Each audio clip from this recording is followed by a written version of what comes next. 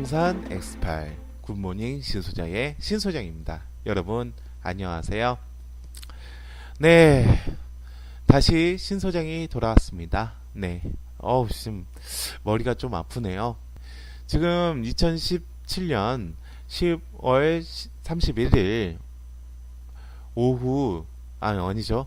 새벽 2시 13분입니다. 네, 지금 부동산 사기 계약에 대해서 에피소드 하나 두 개를 남겼고요. 또 마지막으로 그냥 가기 아쉬워서 한 15분 정도의 부동산에 대한 이야기를 한번 나눠보도록 하겠습니다. 이거는 나름대로 이념적이고 정치적인 이야기를 한번 나눠보도록 해볼게요. 예전에 추미애 대표님께서 지금 더불어민주당의 대표님이시죠. 추미애 대표님께서 이런 얘기를 하셨습니다. 제가 지금 하는 방송은 추미애 대표님의 이야기에 좀 반박을 하기 위한 방송을 이야기를 하고 있습니다. 저는 중도입니다. 정치적인 성향은 중도입니다. 그거를 감안하시고 들어주시기 바랍니다. 우리 추미애 대표님께서 저희 방송을 듣나봐요. 제가 부동산 이 방송을 하면서 부동산 엑스파일을 하면서 유일하게 제가 아는 경제학자 한 명 얘기를 했습니다. 사회주의적 경제학자고 정보 계열의 거두라고 불릴 수 있는 미국 학자인 헨리 조지에 대해서 이야기를 하시더라고요. 지가지대세를 주창을 했죠. 그때 당시에는 헨리 하파가 있었던 그때 당시에서는 지가지대세라는 것은 어떻게 보면 맞는 이야기였습니다. 그때는 노동은 신순과였고 괜찮은 거였거든요. 그러니까 보호받아야 마땅한 거였습니다. 그에 반해서 일반적인 그 토지를 가지고 있다고 해서 렌트를 하든 거기에서 소작농을 부리든 거기에 대한 이익은 불로소득으로 받습니다.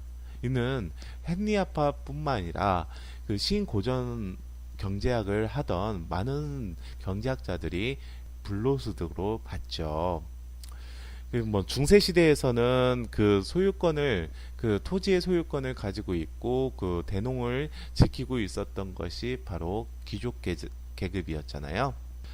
여하튼 이 지가지대세에서는 이 불로소득인 토지에 대한 소득에 대해서는 세금이 매기고 그리고 노동이든 여러 가지의 기타의 세금을 다 없애자라는 조금은 급진적인 주장이었습니다.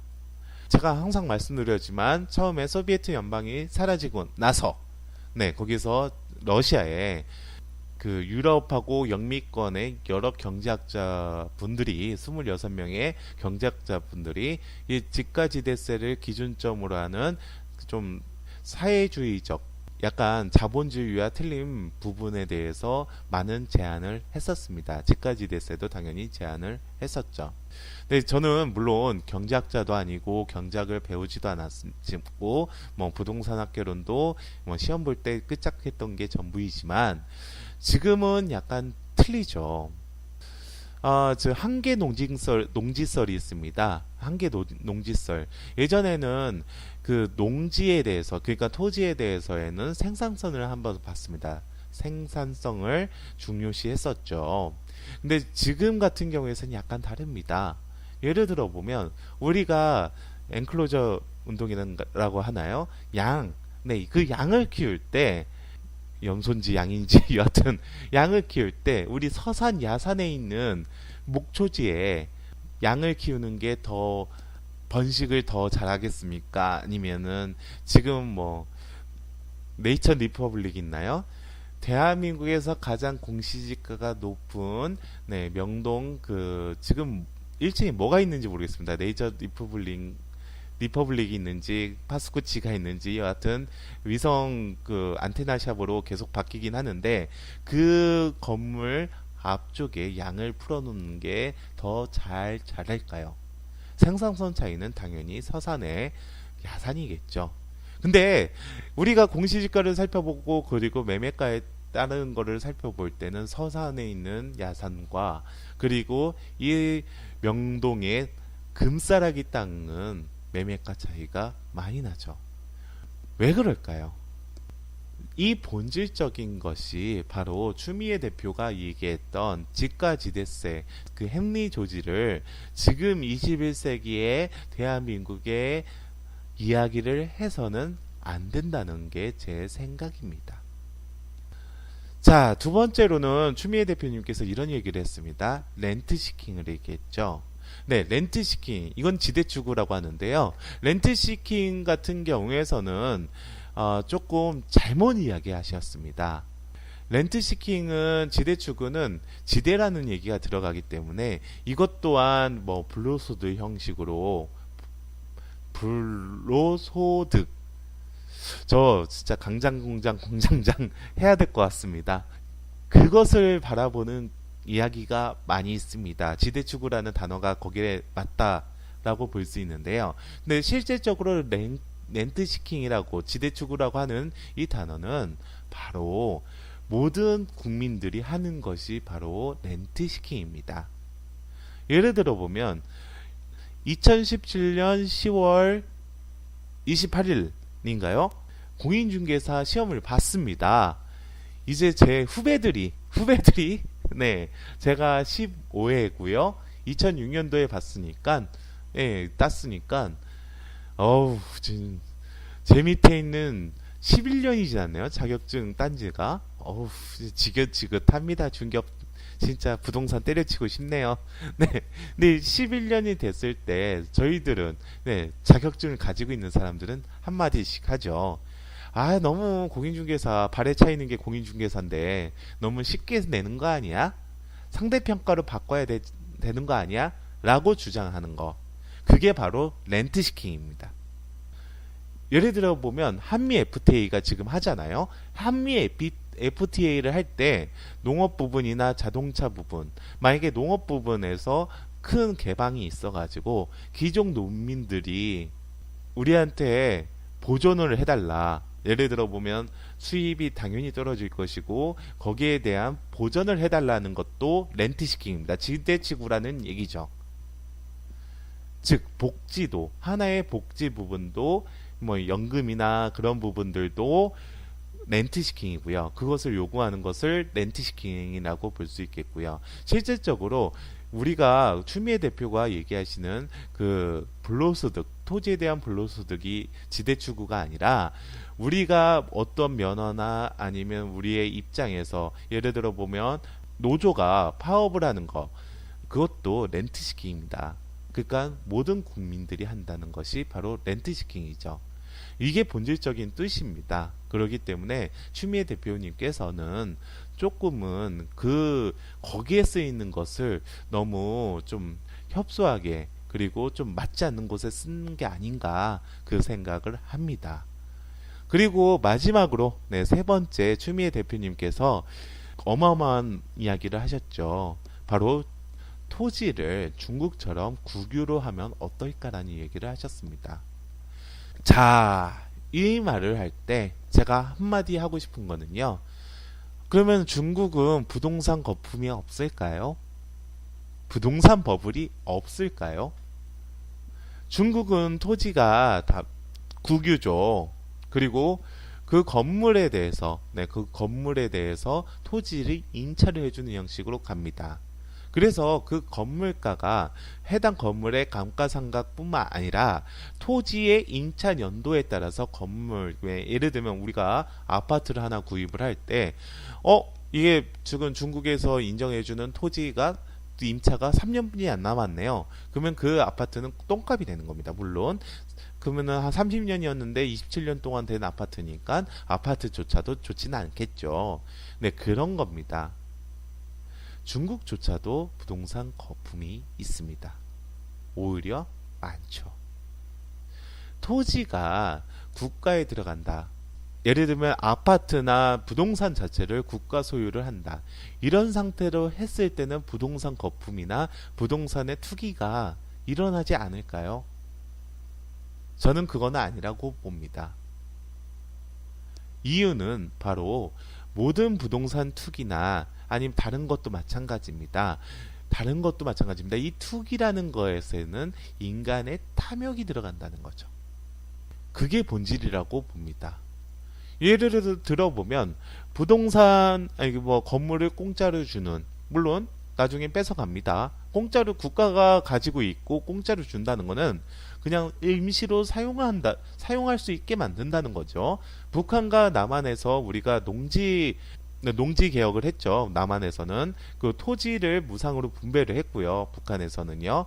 그 이승만 박사가 전 대통령이 농지 개혁을 하면서 유상으로 물수하고 유상으로 팔았습니다. 물론 금액은 작게 해서 팔았죠. 그리고 북한 같은 경우에서는 모든 그 지주들의 토지를 뺏어서 국유로 한 다음에 그것을 나눠줬죠. 자, 그럼 이 두 가지에서 북한은 그 토지를 나눠줬기 때문에 그 토지를 받았던 사람들이 그 토지를 지금 잘 사용하고 있습니까? 아니지 않습니까? 빌딩, 그 아파트도 마찬가지예요.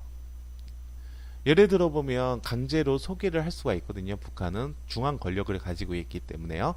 근데 그런 부분들이 있기 때문에 아파트도 자기 게 아닌 거예요. 그러면은 국가가 그렇게 가지고 있다고 한다면 사용 수익권을 주는 건데, 일반적인 사용 수익권을 주는 건데 거기에 대한 투기가 일어나는 겁니다. 즉 투기의 본질은 인간의 탐욕이라는 게 제 생각이라는 거죠. 자, 인간의 탐욕을 없애기 위해서는 어떤 방식이 들어갈까요? 저는 이거는 여기부터는 제 사견입니다. 이게 유튜브에 오르면은 엄청나게 욕을 먹을 것 같습니다. 네. 제가 지금 상처를 많이 받았는데요. 당분간 제가 방송에 못 올릴 수도 있습니다. 저 악플에 상처 많이 받거든요. 근데 거기서는 이런 얘기를 했어요. 아이고 쓸데없는 중개사의 한마디였습니다. 나 혹은 건설사한테 돈을 받으셨어요? 아이고 희망사항 얘기하네요 라고 얘기하는데요. 제가 말씀드리고 싶은 건 이겁니다. 정책의 프레임이 들어가면 안 됩니다. 다주택자가 무조건 나쁘다. 안 됩니다. 왜 부동산에는 특히 투기에는 이런 게 들어가냐면, 특히 주택 같은 경우에서는 필수제잖아요. 네, 사람의 필수제이기 때문에 아파트에는 그런 것들이 있을 수가 있습니다. 즉 내가 살지 않기 때문에 나는 살고 싶은데 못 살기 때문에, 근데 저 사람은 세 채 네 채 갖고 있네. 저 사람은 때려잡자. 그럴 수 있죠. 네, 그건 이해를 합니다. 그렇다고 해서 거기에 맞는 정책을 한다면 시장에 왜곡을 가져오게 됩니다. 그래서 안 됩니다. 예를 들어 보면 시장경의 개입이 얼마나 문제가 되는지 제가 항상 얘기를 했잖아요. 그 주택임대차보호법, 네, 그 6개월 동안 40%가 올랐습니다. 전세가액이 서울 지역에. 그리고 상가임대차보호법, 그때 당시에 그 한산 보증금이라는 그 범위가 생겼기 때문에 그게 법률이 위반되고 진행을 할 때는 주요 상권의 임대료가 2배 정도가 뛰었습니다. 그래서 사람들이 많이 자살도 하고 힘들었죠. 그래서 많은 그 상가를 중개하시는 분이 상가임대차 보호법 비포, 애프터 따로 얘기합니다. 상가 중개의 가장 핵심적인 겁니다. 왜 대표적인 악법이라고 할까요? 상가임대차 보호법이 보호를 하기 위해서, 세입자를 보호하기 위해서 만들어진 법률인데 왜 악법이라고 했을까요? 이거는 제 얘기가 아니라 많은 그 법률을 공부하는 사람들이나 가르치는 강사분들이나 혹은 상가 중개를 하시는 분들이 대표적으로 알고 있는 사항입니다. 그리고 이명박 정부 때 봐요. 이명박 정부 때 그 상생을 한다고 해서 대기업은 그때 당시에는 150m인가요? 역 주변에 150m 이내에서만 그 차릴 수 있게 만들었거든요. 100m인지 150m인지 지금 생각이 안 나요. 요새 너무 졸려가지고. 근데 지금 그게 차근차근 완화가 되긴 했는데, 그때 당시에 처음에 그게 시행이 됐을 때 일반 상가들은 역세권을 못 차리는 거예요. 왜요? 대기업이 역세권만 차릴 수 있기 때문에 거기 주변에 있는 그 상가들이 대기업 자본, 프랜차이즈 자본들이 들어왔기 때문에 그 권리금이라는 게 폭등을 했기 때문에 그렇습니다. 상생을 위해서, 즉 대기업은 그래 역세권으로만 가라, 그리고 그 주변에 변두리 짜투리 땅들은 일반 소상공인들이 있어야 된다라는 말도 안 되는 시장 개입 때문에 그때 주변에 있는 권리금은 폭등을 해버리고요. 그리고 그렇다고 해서 주변 그 짜투리 땅에 상권이 살아났냐? 아닙니다. 상권이 몰링이 되는, 역세권으로 몰링이 되는 그런 엄청난 효과가 났습니다. 상생이라는 그 단어 때문에 나는 역세권에서 싸울래 하는 사람들의 그 진입장벽을 엄청나게 높여놓은 거죠. 왜요? 권리금이 많이 높아졌기 때문에 대기업이나 프랜차이즈 아니면 역세권에 못 차리는 거예요. 그런 것들이 있습니다. 네, 요번 정책에서도 마찬가지입니다. 요번의 정책에서는 다주택자가 그 모습인데요. 저는 이런 생각을 합니다. 강남 재건축이 뜬다. 강남이 지금 물건이 뜬다. 라고 하시는 분들, 그래서 대한민국은 안 되고 부자들은 없애야 된다. 라고 하시는 분들, 그러면 여러분께 한번 말씀을 들어보고 싶습니다. 예를 들면 인천에 있는 모 지역과 강남에 있는 모 지역 아파트 가격이 같다고 하면 여러분은 어디로 가겠습니까? 답은 한 가지죠. 그렇기 때문에 강남 값이 비싼 겁니다. 그리고 지금 문제점은 제가 봤을 때는 공급에 대한 것들은 많이 죽여놨거든요. 특히 요번에 도시재생 뉴딜 정책 때문에 기존 재건축 재개발 다 죽여놨죠. 이 지금부터 하는 얘기 때문에 유튜브 지금 댓글에서는 아예 저 건설사 꼬붕 새끼라고 들릴 겁니다. 그러면서도 저는 얘기합니다. 저는 이런 생각을 해요. 아파트들도 35층인가요? 그 층수 제한에 승응하기로 했고요. 그리고 여러 지금 강남권에 있는, 강남 4구에 있는 그 아파트들이 계속 높이 지으려다가 낮췄습니다. 저는 그냥 강남 집값을 때려잡고 싶다고 한다면 엄청나게 올리는 게 맞다고 생각합니다. 공급을 늘려요. 자, 분양가 상한제 좋습니다. 생깁니다. 분양가 상한제가 만약에 걸리잖아요. 그러면 강남에 분양가 상한제가 걸리잖아요. 그러면은 그 불법적인 프리미엄 거래는 어마어마하게 될 겁니다. 왜 그러냐면 분양권 상한제 자체는 그 가격을 막아놓는 거잖아요. 영가 연동장이라고 하거든요. 분양가 상한제가 뭐냐면 그냥 원가에 이자에 적정 이윤, 이 적정 이윤은 어떻게 따지는지는 모르겠어요. 그거를 합산한 게 바로 원가 연동제, 즉 분양가 상향제입니다. 그때 예전에는 분양가 상한제에는 이렇게 전매 제한을 줬습니다. 평수의 크기에 따라서 전매 제한이 있었는데 이명박 대통령 때 실질적으로 많이 풀어줬고, 이명박 말기 때인가요? 박근혜 초기 때 아예 없앴습니다. 그리고 근데 없앴는데 다시 생긴 거죠, 요번에. 근데 이런 부분들, 만약에 강남에 분양가 상한제 하잖아요. 그러면 불법적인 프리미엄 거래가 어마어마할 겁니다. 자, 이런 강남 같은, 쉽게 말씀드려서 핫한 시장, 많은 사람들이 강남은 좋다라고 생각하잖아요. 강남 불패. 그런 믿음이 있는 시장에서는요, 거품이 낄 수밖에 없습니다. 인간의 탐욕은 어쩔 수가 없다는 거죠. 그러면은 신소장아, 강남 집값을 어떻게 막을 수 있느냐, 잡을 수 있느냐, 그거 알면 제가 지금 이러고 있겠습니까? 지금 2시 30분에 참, 그거 알고 있으면 제가 여기 있겠습니까? 근데 저는 이 생각을 해요. 이게 우리가 인식의 변화가 필요하다. 강남이라는 게, 이게 그 말죽거리 잔혹사부터 시작을 해가지고, 말죽거리가 왜 말죽거리 잔혹사라면은 엄청나게 됐거든요. 말죽거리 그 자리가. 그러니까 그 상태에서 지금까지 2017년까지, 즉 한 세기가 지나는, 그러니까 21세기, 20세기에서 21세기까지 됐는데도 불구하고 강남은 불패가 되는 거죠. 그래서 다른 나라도 마찬가지입니다. 오히려 2008년도 우리가 전에는 2008년도 전에는 우리가 그나마 그 831 대책으로 인해서 많이들 좀 헨리아파 헨리아파 사람들이 그 832 대책을 만들었거든요. 그 경상권에 있는 그 교수들이. 네, 그래서 노무현 정권에서 그 훈장들을 받았습니다. 아, 이런 거 좋은 걸 만드셨네. 이런 좋은 규제를 만드셨네. 그래서 그것들을 뭐 예를 들면 투기가열지구나 아니면 중과세 부분 우리가 알고 있는 많은 규제들이 그때 생긴 거거든요. 그때 생기거나 활성화가 됐죠. 여하튼 그때 있었기 때문에 2008년도 이후에 그 서브프라임 모기지 사태로 인한 그 금융위기 시절 때 그나마 다른 지역보다 그 하락세가 스포트 랜딩이 됐고, 그러니까 하락세가 2-30% 떨어진 게 다른 데보다 나았습니다. 그나마 선방을 한 거죠.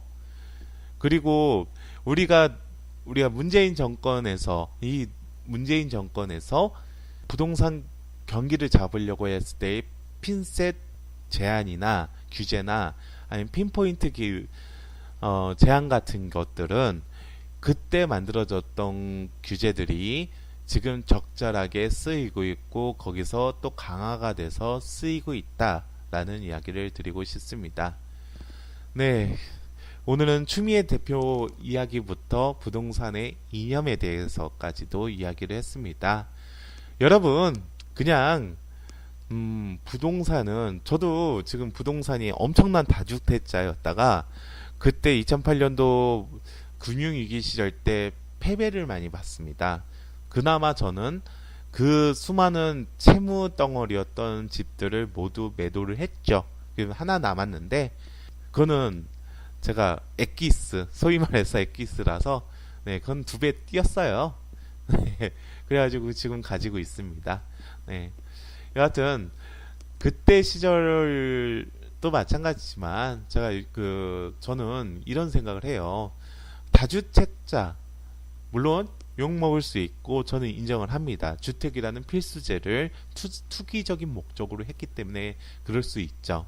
그런데 다른 건 몰라도 강남 집값에 대해서는 제가 강남 집값을 올리고 싶으세요? 그러면 지금 현재 있는 재건축에 대해서 층수를 한 20층씩 다 올려버립시다. 그럽시다. 그러면 좀 나아지지 않을까요? 진짜 복덕방, 네, 단순한 떡방 아저씨의 생각이었습니다. 욕하지 마세요. 그냥 농담으로 얘기한 거니까. 부동산 엑스파일 굿모닝 신소정의 신소정이었습니다. 여러분, 감사합니다.